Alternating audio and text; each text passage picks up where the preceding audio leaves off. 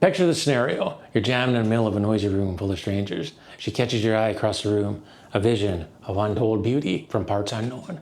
You daydream the perfect walk, the perfect opening line, how she smiles and says something witty about how cool your boots are.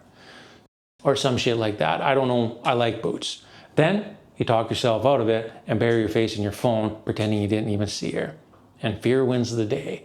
And you go home defeated with only visions of what might have been to keep you up all night. But what would happen if just once you walked up and actually had something to say?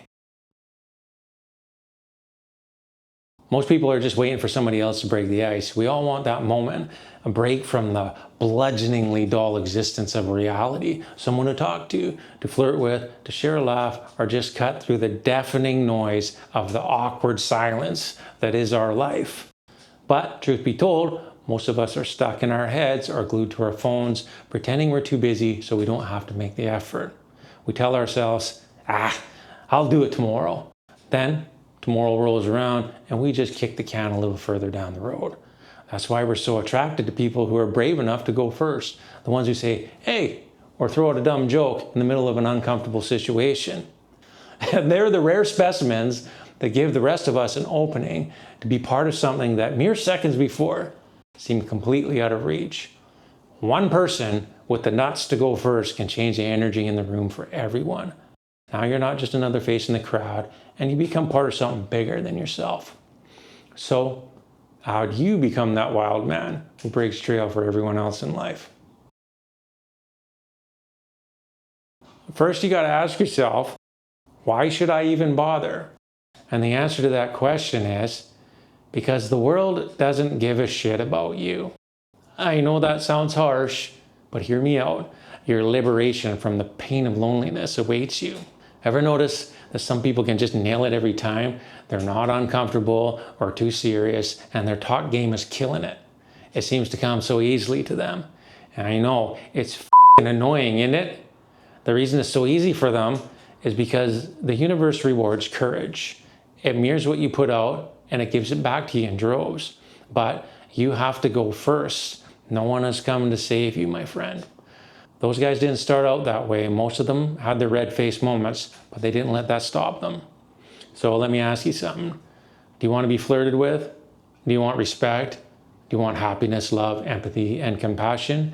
I'm guessing, since you've watched this far, that the answer is yes. Because who doesn't, right? So here's the deal. If you want respect, you have to give respect. If you want someone to talk to you, you need to start talking to people. Love, compassion, and empathy. Give it out like it's candy on Halloween night. Give it away like it's free, because it is. It costs you nothing, and the return is greater than the effort you put forth. This is how you get everything you want with minimal effort. Once you start the ball rolling, it turns into an avalanche. I'm not saying it's always easy. This is a skill you have to learn, and you might have a few red-faced moments of your own along the way. Like the time I asked the Ukrainian girl in Bali if she spoke English, and she called me a racist. I'm still not sure why, but I don't mind telling you, it stung, and it took me about a week to get over it. But don't be deterred, because there will be more beautiful moments than not. Like the time I met the married couple in Rome on their 40th anniversary. And by the way, apparently the secret to a long-lasting relationship is to be honest with each other. Who knew? Anyways, what I'm trying to say is, the more you do it, the easier it gets. And soon enough, you'll see the universe start to return your efforts. Like the time I turned to see a beautiful, exotic-looking woman talking to me in the grocery store. And a long story short, we've been together ever since. What I'm trying to say is, you never know where this is going to lead. And the secret glue that ties all of this together is you have to let go of any expectations about what you might get out of it and focus totally on what you can give. If you're doing it because you think you are going to get something out of it, you'll reek of desperation, like a wet dog that just rolled in a dead fish. You end up coming off as needy, or worse, like a big faker. The world is full of people lamenting that they never get what they want, but they should be asking themselves instead, what do they have to offer? And the weird thing is, when you let go of the outcome, things start coming back to you in ways you never expected. If you want more, start giving more. So let me give you a few icebreakers to help get you started. As we now know, everybody loves to talk about themselves. So making the conversation about them is the #1 best place to start.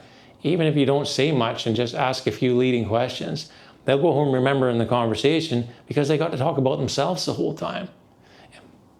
Just try it. 80% of the time, it works every time. I once asked a girl about her boots in the hardware store. I said, "Hey, nice fries. I like the brown ones better than the black." The conversation turned into a spring fling, then a summer romance, then a fall tragedy. But like I said, they can't all be wins. The important part is I didn't let it stop me from trying again.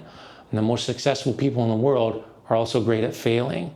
Fail as many times as you can, as fast as you can, because failure will teach you more lessons than your wins ever could. You could go with the old tried and true. Hot outside today, isn't it? Or cold. Has to be in context, of course, unless you're trying to be sarcastic in an opposite day kind of way, but be careful with sarcasm until you're good at it. Read the room is what I'm trying to say. This one is so common because it puts you on level ground. Everyone can talk about the weather, and it will always lead to a longer conversation if the person is up for it that day. Simple, and it's a classic. If you get shut down, just turn it into a joke and say something like, "Well, I know it's not long, but it is skinny." Wait. This one isn't so much a starter as it is a word to the wise. Don't be a negative dickhead. Always be the guy with a smile on your face that's trying to lighten the mood. Most people are having a hard time in life as it is, and being the one who brightens their day will make you more memorable. And you want to be remembered in a positive light, especially if you're talking to a woman who you want to see again. As Cyndi Lauper once said, girls just want to have fun. They don't want to be around a gloomy Gus. There's more than that enough going around these days. So don't be a dick. You don't need to be super smooth. Just relax and do the best you can. It'll come with practice. So go first, make it about them, and don't be a dick. And I know what you're thinking, but don't worry about getting shot down or rejected. It stings, but not nearly as much as the feeling of never trying. As the great one, Wayne Gretzky, once said, you miss all the shots you don't take. If you screw it up, who cares? You'll have a story to tell and a lesson in the bank for next time. If it goes right, sky's the limit. The world is full of people waiting for someone else to break the ice. Be that guy.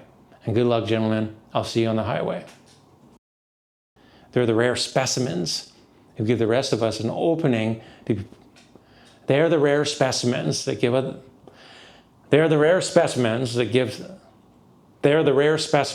the rest of us an opening that... They're the rare specimens that give... Fuck you.